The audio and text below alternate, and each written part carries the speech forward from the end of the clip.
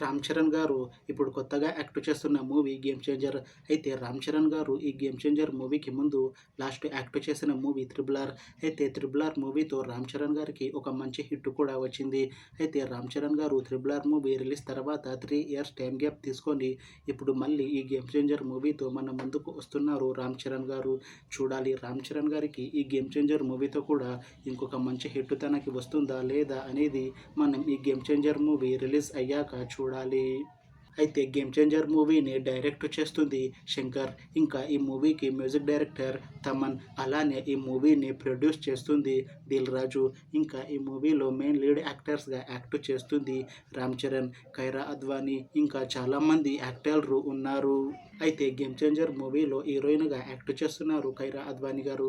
అయితే కైరా అద్వానీ గారు ఈ గేమ్ చేంజర్ మూవీకి ముందు తెలుగులో లాస్ట్ యాక్ట్ చేసిన మూవీ వినయ విధేయ రామ.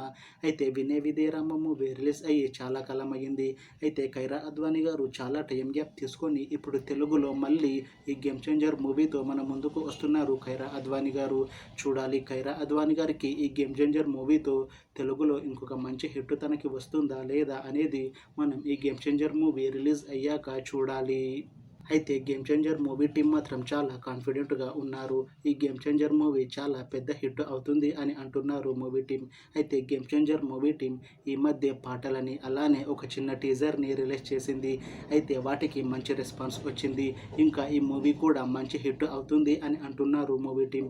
అయితే గేమ్ చేంజర్ మూవీని ఈ జనవరి 10న రిలీజ్ చేస్తున్నారు మూవీ టీం.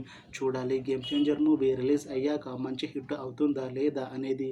అలానే గేమ్ చేంజర్ మూవీతో రామ్ చరణ్ గారికి ఇంకా కైరా అద్వానీ గారికి ఇంకొక మంచి హిట్ వస్తుందా లేదా అనేది మనం ఈ గేమ్ చేంజర్ మూవీ రిలీజ్ అయ్యాక చూడాలి.